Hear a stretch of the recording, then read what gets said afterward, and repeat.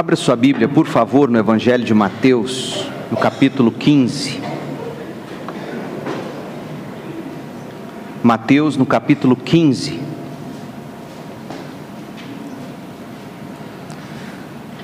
Nós vamos ler os versos de 1 a 20. Mateus 15, de 1 a 20. Eu chamo a sua atenção para esse texto, para pensarmos sobre o tema troca de coração. Esta é uma série de mensagens que nós estamos estudando na vida, ou sobre a vida do apóstolo Pedro. E hoje, o curso, a aula no discipulado de Pedro é sobre o coração. Mateus 15, de 1 a 20. Então alguns fariseus e mestres da lei, vindos de Jerusalém, foram a Jesus e perguntaram: por que os seus discípulos transgridem a tradição dos líderes religiosos? Pois não lavam as mãos antes de comer. Respondeu Jesus: e por que vocês transgridem o mandamento de Deus? Por causa da tradição de vocês. Pois Deus disse: honra teu pai e tua mãe, e quem amaldiçoar seu pai ou sua mãe terá que ser executado. Mas vocês afirmam que se alguém disser a seu pai ou a sua mãe: qualquer ajuda que vocês poderiam receber de mim é uma oferta dedicada a Deus, ele não está mais obrigado a honrar seu pai dessa forma. Assim, por causa da sua tradição, vocês anulam a palavra de Deus. Hipócritas! Bem profetizou Isaías acerca de vocês, dizendo: este povo me honra com os lábios, mas o seu coração está longe de mim. Em vão me adoram. Seus ensinamentos não passam de regras ensinadas por homens. Jesus chamou para junto de si a multidão e disse: ouçam e entendam. O que entra pela boca não torna o homem impuro, mas o que sai de sua boca, isto o torna impuro. Então os discípulos se aproximaram dele e perguntaram: sabes que os fariseus ficaram ofendidos quando ouviram isso? Ele respondeu: toda planta que meu Pai Celestial não plantou será arrancada pelas raízes. Deixem-nos, eles são guias cegos. Se um cego conduzir outro cego, ambos cairão num buraco. Então Pedro pediu-lhe: explica-nos a parábola. Será que vocês ainda não conseguem entender? Perguntou Jesus. Não percebem que o que entra pela boca vai para o estômago e mais tarde é expelido? Mas as coisas que saem da boca vêm do coração e são essas que tornam o homem impuro. Pois do coração saem os maus pensamentos, os homicídios, os adultérios, as imoralidades sexuais, os roubos, os falsos testemunhos e as calúnias. Essas coisas tornam o homem impuro, mas o comer sem lavar as mãos não o torna impuro. Amém. Os acontecimentos políticos dos últimos tempos fizeram-nos agregar ao nosso vocabulário uma expressão que eu diria ser imponente. Ficou chique dizê-la. A gente ouve as pessoas dizendo, e mesmo sem entender ao certo o significado, sai falando, por exemplo, da necessidade de, abre aspas, mudança estrutural. A gente ouve especialistas como, por exemplo, o ex-ministro da Fazenda, Joaquim Levy, dando uma entrevista ao jornal Valor Econômico, e lá ele diz assim: o Brasil está em momento de escolha de caminhos e de mudanças. Alguns aspectos estão esgotados e precisamos pensar em mudanças estruturais que deem nova vitalidade à economia. A gente ouve especialistas dizerem isso e a gente repete o que eles estão dizendo sem tantas vezes, ao menos, saber o significado de mudanças estruturais. Como o próprio Joaquim Levy apontou, essas mudanças, elas trariam vitalidade, elas trariam vida a algo que está estagnado, quase morrendo. E não é só para a economia que se tem afirmado a necessidade de mudanças estruturais. Fala-se hoje dessa necessidade para a política, para a educação, para a saúde. temos visto conceitos, costumes, comportamentos, tudo isso passando por mudanças estruturais. A nossa sociedade, em ebulição, em efervescência que está, idealiza mudanças estruturais, reformas, reformulações profundas de todo jeito e em todas as camadas da vida pública e da vida privada. Por quê? Por que a necessidade dessas mudanças estruturais? Gente, as pessoas estão cansadas do tipo de vida que mudanças meramente superficiais acabam promovendo para o indivíduo e para a sociedade. Quer ver alguns exemplos? Por exemplo, por que boa parte dos que gritam hoje, fora Cunha, fora Dilma, fora Temer, fora Aécio, fora Renan, fora Maranhão e por aí afora, por que a maioria dessas pessoas continua, por exemplo, falsificando carteirinha de estudante para conseguir desconto? Usando carteira de convênio médico de outra pessoa para não pagar consulta ou algum procedimento. Continua colando do colega na escola, plagiando ou pagando alguém para fazer o seu TCC. Por que essas pessoas que gritam fora fulano, fora cicrano, propõem alguma vantagem para poder se livrar de alguma obrigação? A gente chama isso de suborno.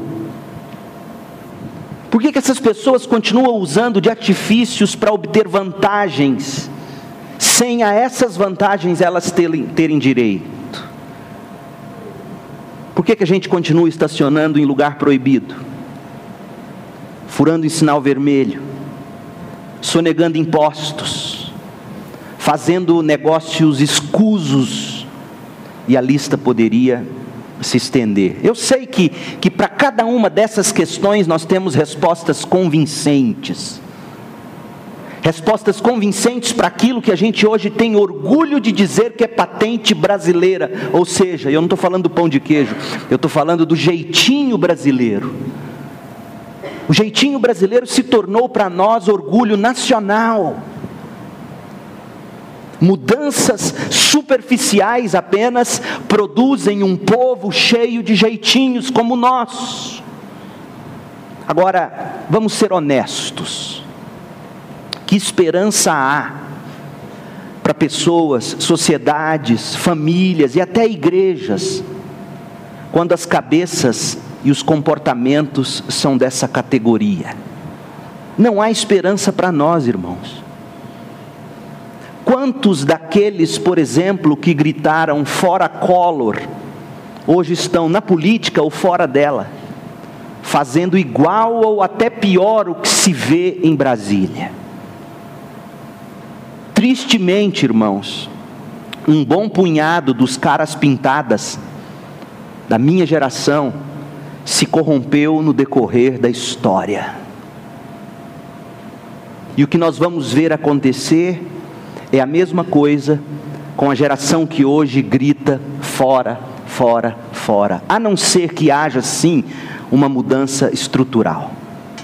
A gente precisa de uma mudança profunda, e essa mudança estrutural, essa mudança profunda, ela não vai acontecer só na economia, ou se for feita apenas na economia, na política, nas contas públicas. Quando nós paramos para discutir todos os problemas do Brasil, eu temo que a gente não para refletir que a mudança do Brasil, ou para o Brasil, passará necessariamente pela mudança do coração de cada brasileiro. A mudança estrutural de que mais precisamos é do coração, irmãos. Essa mudança, ela não virá do Congresso Nacional. Essa mudança não virá nem mesmo da religião. A mudança estrutural profunda de que nós precisamos no coração de cada indivíduo ocorrerá apenas pelo Espírito de Deus. É um milagre de Deus. Na caminhada dele com Cristo, Pedro aprendeu que mudanças estruturais ou profundas só são possíveis quando se troca o coração da pessoa, é um milagre de Deus. Qualquer coisa diferente disso, além de produzir nada significativo, além de não abençoar efetivamente o outro ou a sociedade, mudanças meramente superficiais não glorificam a Deus. Pedro aprendeu isso. O texto que nós temos para nós hoje à noite nos apresenta mais uma etapa nesse processo de transformação de Pedro. Para transformar Pedro de pedra bruta em caráter escultural, Deus ensinou a Pedro que o coração da gente precisa ser tratado, ou melhor, o coração da gente precisa ser trocado. Então as lições de hoje à noite são 3, sobre o coração. Nós veremos sobre a corrupção do coração, a camuflagem do coração e a cura para o coração. A corrupção do coração. Geralmente, quando as pessoas estão insatisfeitas com a vida, você conhece gente assim, pode ser esse o seu caso. Pessoas insatisfeitas com a vida, ou depois de sofrerem algum dissabor, depois de se decepcionarem com alguma coisa, ou com alguém, com um relacionamento, depois de perderem alguém querido, depois de darem com os burros na água, as pessoas geralmente, depois de tragédias ou de circunstâncias, de dissabores, pessoas querem transformação, querem mudar de vida, e esse é um bom sinal. A forma mais comum de mudança, que desde sempre foi buscada pelo ser humano, qual é? É a religião. Quando o indivíduo pensa em mudar de vida, ele corre e busca uma religião. Alguns casam, outros compram uma bicicleta. Mas a maioria busca uma religião para poder mudar de vida. A religião realmente tem poder de transformar as pessoas. Aliás, não é só a religião, todo credo, qualquer credo, seja ele religioso, filosófico, ateu, seja um credo espiritual ou materialista, toda e qualquer crença tem o poder de, para o bem ou para o mal, transformar as pessoas. Isso é fato. As pessoas de repente entram para a universidade, por exemplo, e são expostas a alguma filosofia de vida ou teórica, e elas mudam completamente o jeito de ser e de existir. Porque a religião, como qualquer credo, tem poder de mudar as pessoas. Os exemplos bons ou maus estão espalhados por toda parte. A gente conhece gente assim. Eu não estou negando que a religião transforma as pessoas. O que nós estamos tentando debater é se tais transformações, sejam elas positivas ou negativas, se essas transformações são realmente estruturais, profundas, se elas glorificam a Deus ou se elas exaltam o indivíduo e os seus prazeres. Quem via um fariseu do tipo desses que confrontaram Jesus no texto que a gente leu, quem via um fariseu não ficava com dúvidas a respeito da religiosidade dele. Eram pessoas diferentes da maioria, eram pessoas de muito zelo por Deus, só que elas não tinham base no conhecimento correto de Deus. Perceba que o zelo é poderoso para mudar alguém. O resultado, por exemplo, no caso dos fariseus, foi que eles não eram salvos, estavam no caminho errado, eram cegos guiando cegos. E por que eles estavam errados? Porque eles tinham estabelecido a justiça própria deles. Eles se submetiam às suas próprias justiças e recebiam eles mesmos a glória que é devida somente a Deus. Paulo falou deles em Romanos 10. Em Romanos 10, versos de 1 a 4, Paulo disse assim: irmãos, o desejo do meu coração e a minha oração a Deus pelos israelitas é que eles sejam salvos.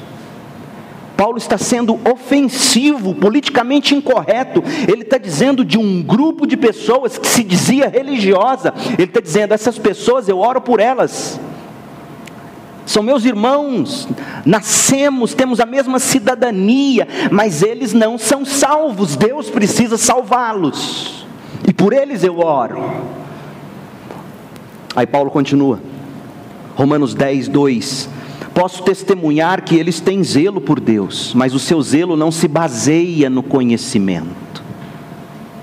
Porquanto ignoram a justiça que vem de Deus e procurando estabelecer a sua própria justiça, não se submetem ou não se submeteram à justiça de Deus, se submeteram às suas próprias justiças.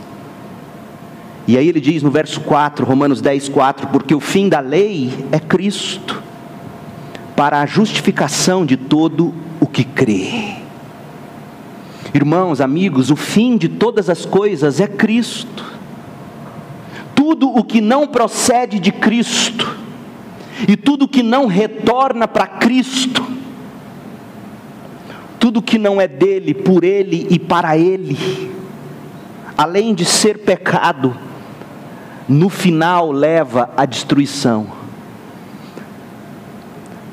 Sabe, pastor Edir, voltar aqui depois de 17 anos fora e ver vários dos da minha geração, não é que abandonaram a igreja, abandonaram o jeito de ser e de existir do evangelho. Me faz pensar se o tipo de mudança que um dia experimentaram foi de fato uma mudança estrutural, profunda, ou se submeteram tão somente às suas próprias justiças. E diante do primeiro vendaval, da primeira tempestade, tudo foi por água abaixo. O fim de todas as coisas, quando não é Cristo, quando não provém de Cristo, e quando não retorna em glória a Cristo, além de ser pecado, leva à destruição. Se não vier de Jesus a cura para o coração, o indivíduo vai continuar criando seus próprios caminhos. Ele vai continuar seguindo e adorando o que lhe der na cabeça. Alguns vão adorar uma divindade, outros vão adorar alguma coisa criada, outros vão adorar um costume, uma tradição, como era o caso dos fariseus, outros vão adorar prazeres deturpados, outros vão adorar objetos comprados, seja o que for. Os fariseus representam muito bem o que todos nós somos capazes de fazer, gente, quando a gente vive com o coração corrompido. Os fariseus revelam para nós muito bem o que é viver pela própria justiça. Olha o que o coração corrompido de um homem, de uma mulher, é capaz de fazer. Em primeiro lugar, o coração corrompido distorce a palavra de Deus. O texto diz em Mateus 15, versos de 1 a 3, então alguns fariseus e mestres da lei, vindos de Jerusalém, foram a Jesus e perguntaram. Eles não foram a Jesus para ouvir a verdade, eles foram a Jesus para confrontar Jesus. Por que os seus discípulos transgridem a tradição dos líderes religiosos? Eu vejo que eles não lavam as mãos antes de comer. E aí Jesus vai a fundo, e no verso 3 ele pergunta, e por que vocês transgridem o mandamento de Deus, a palavra de Deus, por causa dessa tradição que vocês quebraram? O problema aqui, fariseus, a ser discutido, não é a tradição, o problema aqui é por que vocês não abraçam a palavra. Irmãos, o coração corrompido, ele vai fugir do confronto pela palavra. Pode escrever. O coração corrompido não quer o ensino puro e simples das Escrituras. O coração corrompido faz como um fariseu, cria tradições, cria opiniões. Interpretam equivocadamente as Escrituras a ponto de Jesus ter que fazer o que fez no Sermão do Monte, quando ele diz, vocês ouviram o que os mestres de vocês disseram sobre a lei, eu porém vos digo. Irmãos, o coração corrompido troca a revelação pela tradição. a palavra por opiniões, porque não quer o tratamento profundo da Bíblia, não quer cura. E é por isso que a gente vê pessoas buscando toda sorte de ensinos no lugar da Bíblia. O coração corrompido, ele distorce a palavra de Deus. Em segundo lugar, o coração corrompido despreza as pessoas, usa as pessoas. A gente vê isso nos versos 4, 5 e 6, quando Jesus diz: honra teu pai e tua mãe. É isso que a lei ensina. E quem amaldiçoar seu pai ou sua mãe terá que ser executado. Só que vocês criaram uma tradição chamada Corban. Ou seja, quando você vê seu pai e sua mãe, por exemplo, passando necessidade, e eles pedem a você uma ajuda, você vira para eles e diz: não, eu não posso ajudar, porque o que é meu, o que eu tenho, eu consagrei a Deus. Então eu não posso tirar daquilo que é consagrado a Deus para ajudar papai e mamãe. E esse tipo de tradição que tinha sido criada, às vezes, nem obrigava a pessoa a realmente entregar a Deus. O fato dela dizer que era de Deus, como a gente faz? A gente não dá mesmo como deveria dar, não dizima como deveria ser, não oferta como deveria ser, e quando alguém tenta nos abordar, a gente fala: tudo que é meu é do Senhor, dizendo: não toque no que eu tenho e no que é meu. O coração corrompido sempre vai escolher a cobiça, para não exercitar a compaixão. O amor do homem cujo coração é corrompido, o amor dessa pessoa é fiel a ela mesma. E aí, em vez de ela amar e se dar pelo outro, ela busca amar ainda mais a si mesma. Sabe por quê? Porque ela sabe que o outro é incapaz de amar e de se dar por ela. Aí ela diz assim, como você já ouviu, até crente já disse isso, infelizmente: se eu não me amar, quem vai me amar? Isso não é cristianismo. O cristianismo, na língua de Paulo, diz: ninguém nunca odiou ao próprio corpo.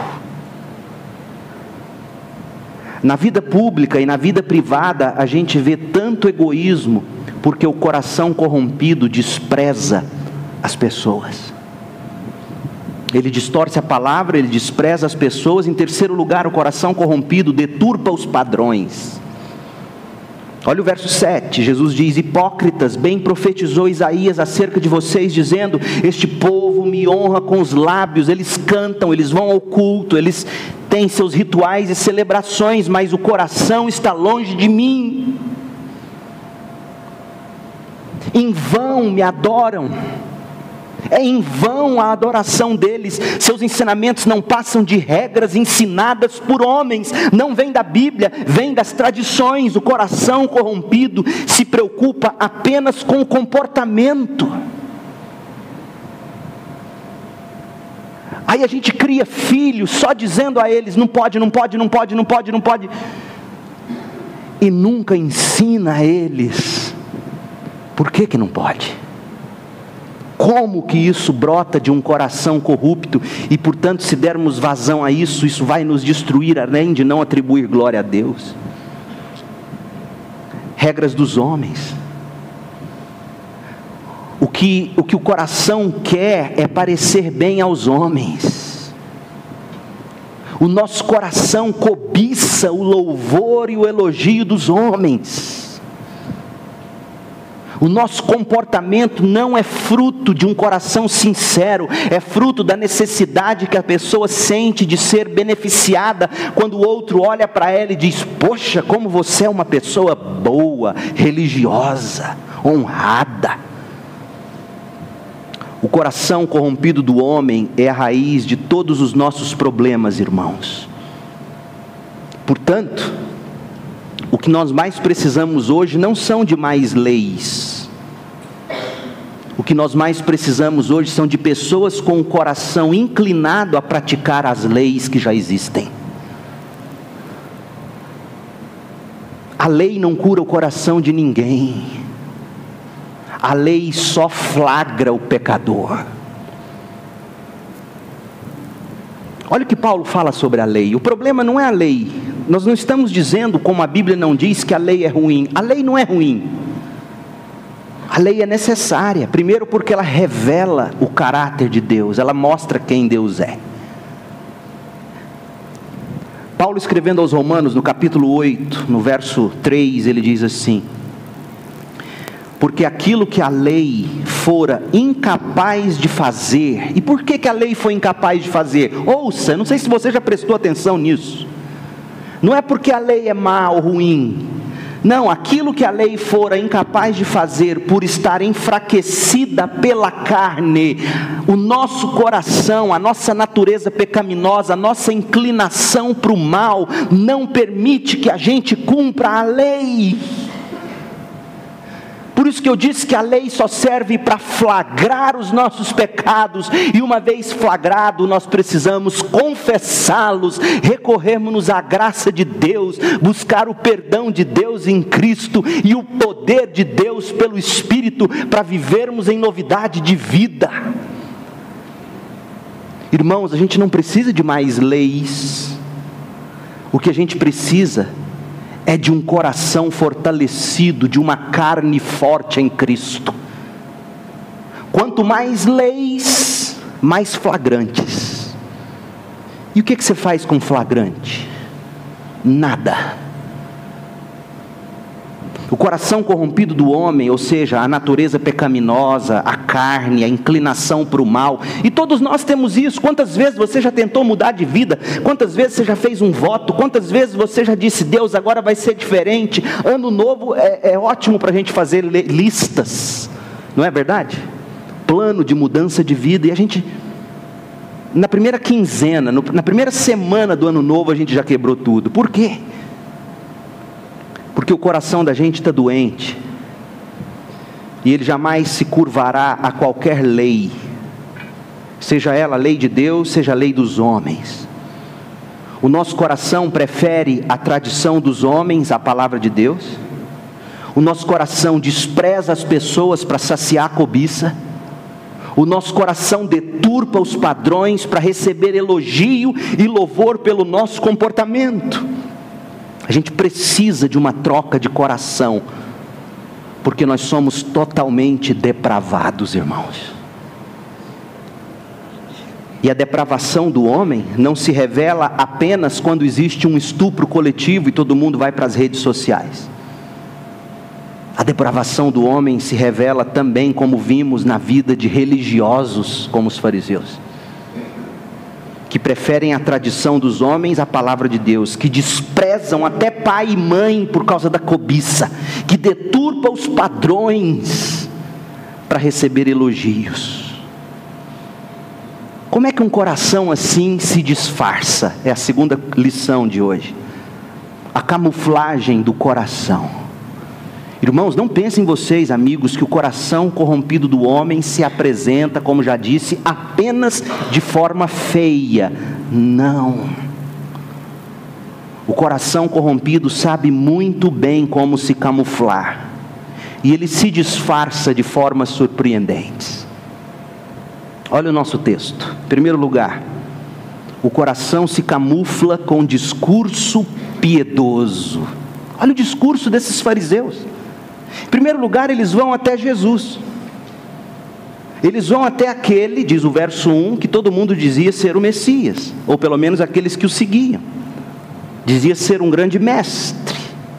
E eles vão a Jesus com uma pergunta, ou seja, demonstram interesse. E olha a pergunta, verso 2: por que os seus discípulos transgridem? Veja que a palavra transgressão é uma palavra bíblica, mas o problema é o que vem depois do verbo transgredir. Por que os seus discípulos transgridem a tradição dos líderes religiosos? Esse povo tem discurso, esse povo tem linguagem. Além de discurso, olha o que eles dizem no verso 5, quando eles se desculpavam para não ajudar pai e mãe. Ele diz assim: qualquer ajuda que vocês poderiam receber de mim, papai e mamãe, eu não posso dar, porque é uma oferta dedicada a Deus. Olha que coisa piedosa, bonita. Esses homens falavam de tradição, de consagração. Esses homens conheciam os estatutos, os regimentos, as regras parlamentares. Era praticamente impossível desmascarar um homem desse por causa do discurso eloquentemente piedoso que eles sempre proferiam. O coração corrompido sabe se camuflar com discursos piedosos. Não se engane. Segundo lugar, o coração se camufla com dedicação religiosa. Gente, esses homens deixariam a maioria de nós envergonhados no que diz respeito à dedicação à fé. Jesus mesmo reconhece nos versos 7, 8 e 9.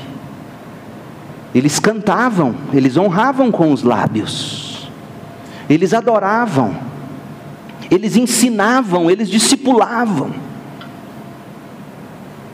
Da boca para fora, apenas o estereótipo era de uma dedicação religiosa invejável, irreparável. O problema era o coração não estava naquilo. Eles só faziam aquilo, primeiro, porque não conseguiam fazer outra coisa na vida, como muita gente que cresce na igreja, com peso na consciência, um dia ou outro acaba aparecendo. Não conseguem viver de outro jeito. Aí vem Jesus e diz: eu vejo a dedicação religiosa de vocês, eu vejo o discurso piedoso de vocês, só que eu também vejo algo que ninguém mais vê, só eu e Deus. Afinal somos um. Eu não vejo o coração de vocês nisso. Vocês são hipócritas.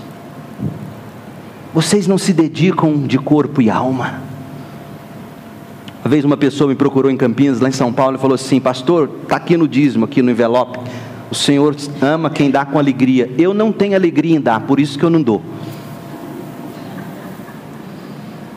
Eu falei assim: só que quem não dá com alegria é porque não tem alegria. Pastor, quem não tem alegria está morto, porque só se alegra quem tem um coração vivo. Então, em vez de você todo domingo se justificar dizendo eu não tenho alegria, você deveria dizer: Deus, me dá essa alegria, e enquanto eu não tenho, eu faço o que eu tenho que fazer. Discurso piedoso, dedicação religiosa, mas o coração longe. É um coração camuflado, um coração que quer a tradição dos homens, um coração que quer o elogio dos homens, um coração que cobiçoso, mas que não pode se mostrar assim. Então ele tem discurso, ele tem prática. Mas em terceiro lugar, o coração se camufla com distorção doutrinária. Olha o verso 10. Jesus chamou para junto de si a multidão e disse: ouçam e entendam. Eu fico encabulado com a minha e com a sua geração, irmãos, porque se tem algo que a nossa geração não quer é entender as coisas. Nossa geração não quer entender as coisas, elas evitam explanações, ensinos. E Jesus diz: olha, a primeira coisa, vocês precisam ouvir. Não é só ver, não é só enxergar. Parece que Jesus vivia no século 21, nós somos a era da imagem, das impressões e das sensações.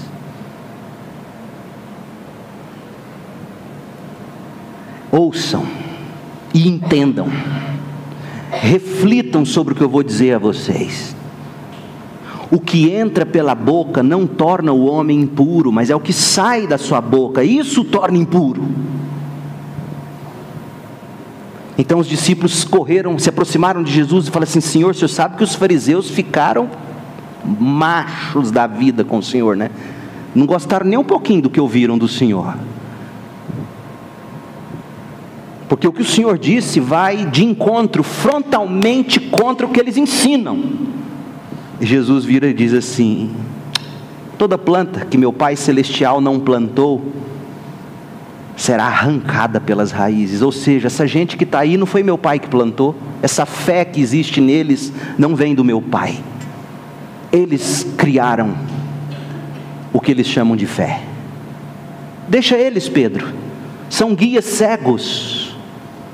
E aqueles que gostam de segui-los, aqueles que vão colaborar com eles para me levar para a cruz, são cegos também. Sabe o que vai acontecer no final? Vão todos para o mesmo buraco.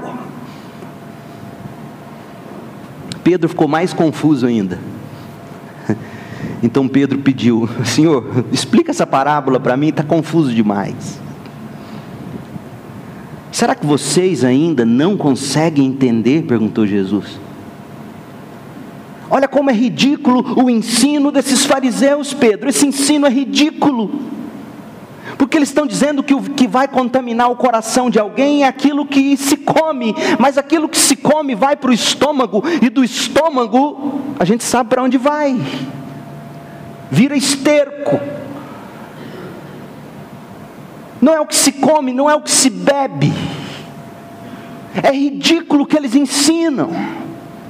A contaminação vem de dentro da gente. Nós somos o problema, o nosso coração é o problema. Esse povo distorceu a doutrina, esse povo tirou os olhos do coração, esse povo colocou os olhos no comportamento, nas regras, porque, irmãos, é muito mais fácil um cristianismo de regras do que um cristianismo de coração e de princípios. Porque o cristianismo de regras vai ter respostas para tudo. E quem vive do coração e dos princípios bíblicos, de repente vai se ver diante de situações e vai ter que dizer: eu não sei como agir, Deus.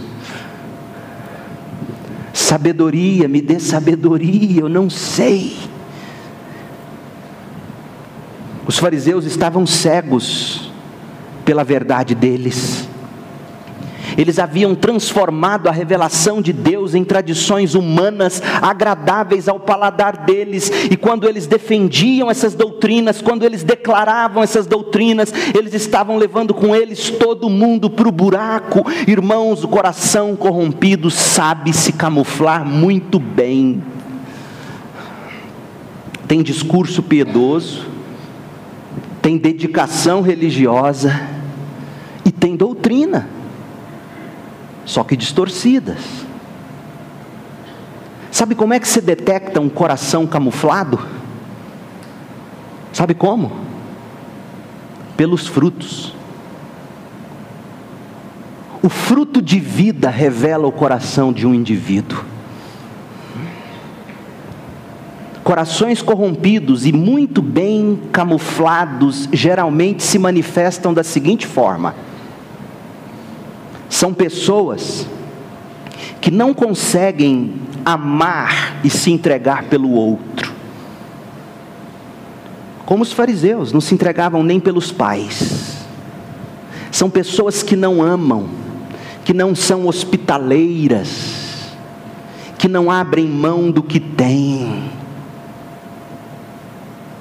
Dá tchau assim, ó. É gente que não se dá, é gente que não se entrega, é gente que não reparte. É gente que busca o elogio, o reconhecimento dos homens, e ficam iradas quando não são reconhecidas, especialmente em público. Já viu festa de família? Aquele parente que você sabe, de repente esse parente pode ser até você. Quando não se reconhece o que você fez, o duro que você deu para a festa sair, quando tem necessidade de aparecer acima de todos, não repartem a glória com ninguém, nem mesmo com Deus, tem aparência de piedade, mas negam o poder. Como é que alguém que tem aparência de piedade nega o poder? Simples. Vivem suas tradições, não vivem a verdade revelada de Deus. É gente que diz uma coisa e faz outra. Então não se iluda. Corações corrompidos sabem se camuflar. Cuidado com esses cegos, não sigam esses cegos. Chequem esses cegos de 3 maneiras. Chequem eles de 3 maneiras. Primeiro, como é que eles interpretam a Bíblia? É a Bíblia mesmo que eles interpretam? Segundo, como é que eles aplicam na vida dele aquilo que eles interpretam da Bíblia? E terceiro, como é que eles amam uns aos outros? Eles se dão pelas pessoas? Porque olha, se não interpreta adequadamente, se não aplica a Bíblia à sua vida, e se não ama o outro, é um coração corrompido, camuflado. Para concluir, a cura para o coração. Como é que Deus cura o coração? A mudança estrutural de que o Brasil e o mundo precisam. Gente, não vai acontecer através de reformas políticas, por mais que elas sejam necessárias e são. Eu não estou aqui dizendo que não deve haver reformas políticas. Deve, só que eu tenho visto milhares e milhares de crentes achando que o dia em que mudar só as políticas públicas, novas leis, redistribuir renda, melhorar a educação, a saúde, o dia que isso acontecer, nós vamos viver a perfeição. Não, não é isso. Não se iluda. A transformação profunda da sociedade, da família, da igreja, deve começar no coração. Não é camuflando com muito cuidado o coração corrompido que a gente vai ver mudanças acontecerem. Não queira mudar o comportamento do seu filho se antes o coração dele não mudar. Não adianta. É como tentar colocar uma manga numa jabuticabeira. E também não vai ser simplesmente aplicando a lei que o coração vai ser tratado. A lei não trata o coração, a lei flagra o coração. Então, pastor, como é que se cura o coração? Em primeiro lugar, a cura para o coração se dá com a troca de coração. Jesus mesmo disse no verso 13, olha, sabe de uma coisa, Pedro? Eu não estou preocupado com o que eles estão dizendo, se estão ofendidos ou não comigo. Porque toda planta que meu Pai Celestial plantou, vinga, mas a que Ele não plantou será arrancada pelas raízes. Ou seja, ou Deus planta, ou não vinga. Na verdade, o que o coração precisa em primeiro lugar, pode ser o seu caso hoje à noite, é de uma regeneração, é de um novo nascimento. Eu sou daqueles que acredita que só existe conversão se primeiro Deus fazer seu coração nascer de novo.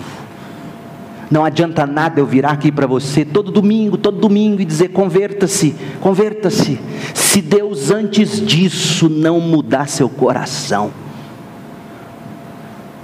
Então hoje à noite pode ser que você esteja num estado em que precisa de mudança, e a mudança é estrutural, e ela só vai acontecer no dia que Deus pegar seu coração, tirar o de pedra e colocar um de carne. Então agora você deveria estar dizendo aí no seu coração e na sua mente, Deus, eu quero um novo coração, o meu não dá. A cura para o coração se dá com um novo coração.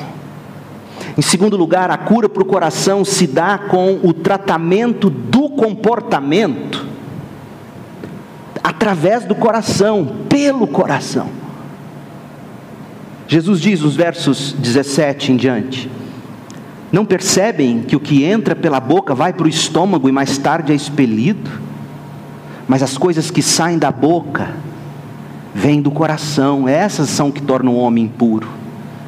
Então antes de um homem matar alguém, no coração dele ele já é um homicida. Antes de alguém ir indevidamente para a cama com outra pessoa, no coração já é um adúltero. Antes de roubar de fato, no coração dele, ele já é um ladrão. O que Jesus está dizendo é que impuro é o coração. Então todo comportamento, para ser efetivamente tratado, precisa primeiro tratar o coração. Quando o comportamento apenas é tratado, quando você convence, não faça isso, e a pessoa realmente, digamos, conserta, Acontece muito isso com os nossos filhos. A gente vê eles crescendo e acha que eles são santinhos. Porque a vida inteira é muito mais fácil. Eu me incluo nisso. Eu não estou fazendo crítica a qualquer pessoa que seja. Eu sou assim. E a gente vai tratando o comportamento bonitinho, cabelinho arrumado. Não tem tatuagem, não bebe, não fuma, vai na igreja. O comportamento está tratado. Só que eu me esqueci do coração.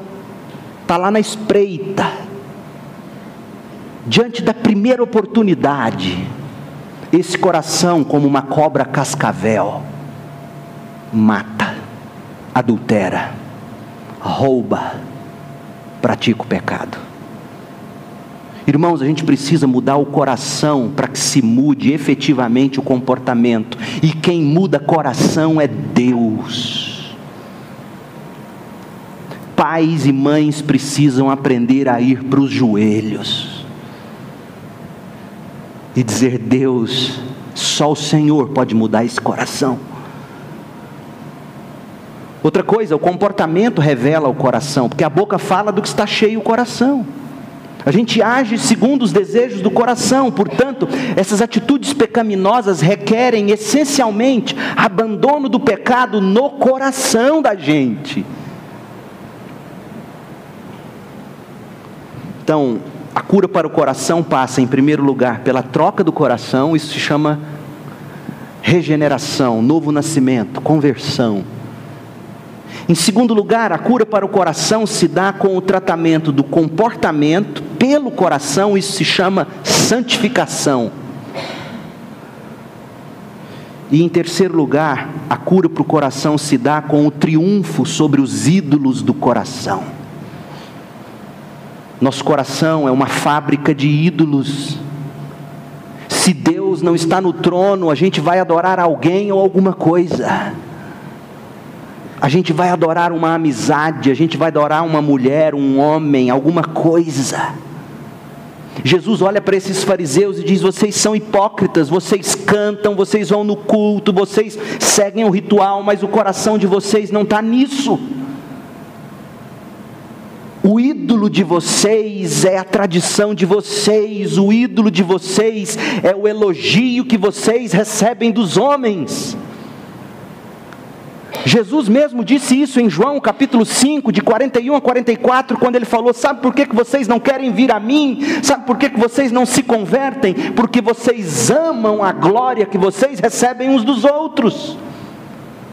E agora você vai ter que sair dizendo que você é crente, que você é um seguidor de Jesus, e você odeia a ideia do que vão dizer sobre isso.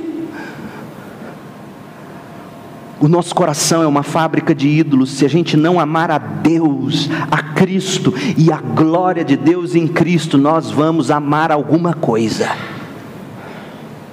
O corpo, a roupa, o status, o diploma, a reputação, a droga, o sexo, a bebida, o videogame, o que for. Porque mudanças estruturais ocorrem quando a gente luta sobre os ídolos do coração. A gente diz: não é só com a boca, é com o coração. E meu coração tem amado a tudo, menos a Deus. Então, para a gente ver essa mudança estrutural acontecer na vida da gente, a gente precisa, em primeiro lugar, reconhecer que o coração é corrupto. Em segundo lugar, admitir que a gente tenta camuflar. E em terceiro lugar, dizer: Deus, muda meu coração. Trata do meu coração novo. Porque mesmo quando Deus muda o nosso coração, a nossa velha natureza de alguma forma, é como aquele câncer que a gente trata, ele some por um tempo, mas depois ele brota no outro lugar de outro jeito. A verdade é que a nossa alma já está cheia de metástase pelo pecado. E aí a gente passa a vida inteira lutando contra os nossos ídolos. Oh, irmãos, essa batalha não tem fim. Porque quem já se deu por vencido não pode dizer que é cristão. Então hoje à noite, de repente, você precisa de uma aliança com Deus. Uma aliança no sangue de Jesus Cristo, conforme Ezequiel profetizou. Ezequiel 36, 24 diz assim: pois eu os tirarei dentre as nações, os ajuntarei do meio de todas as terras, e os trarei de volta para a sua própria terra, aspergirei água pura sobre vocês e ficarão puros, eu os purificarei de todas as suas impurezas e de todos os seus ídolos. É aqui Deus chamando você de todas as partes, dizendo: venha.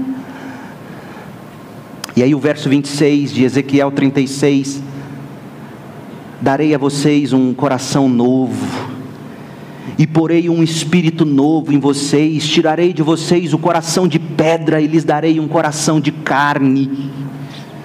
Talvez seja disso que você precise hoje à noite. E o verso 27, porei o meu espírito em vocês e os levarei a agirem segundo os meus decretos e a obedecerem fielmente às minhas leis. O que a gente precisa não é mais leis, o que a gente precisa é do Espírito que nos faz cumprir a lei. Então hoje à noite eu te digo 3 coisas, concluindo. Em primeiro lugar, suplique a Deus, pedindo um novo coração. Segundo lugar, examine o seu comportamento, para você poder encontrar a raiz do pecado no seu coração. O que te faz pecar? Examine o que te faz querer tanto aquilo que você sabe que não te é devido. E aí você diz: Deus está aqui, está no coração, cauteriza isso, Deus. Arranca isso, Deus. E por último, combata a idolatria, essa inclinação pecaminosa. Ore, examine e combata. Feche os seus olhos. Ore agora aí no seu coração. O apóstolo Paulo diz, escrevendo aos Filipenses, que é Deus quem coloca em nós o desejo e a condição para mudar. A mudança estrutural que todos nós precisamos, para aqui e agora e para a vida além, é a mudança do coração. Não camufle mais. Ó Deus, em nome de Jesus, que o Senhor hoje à noite incline corações aqui, que o Senhor regenere corações entre nós, para que verdadeiramente haja conversões aqui. Enquanto você ainda ora de olhos fechados, eu quero perguntar se esse é o seu desejo. Eu peço que você fique em pé. Pastor, ore por mim, eu quero um novo coração.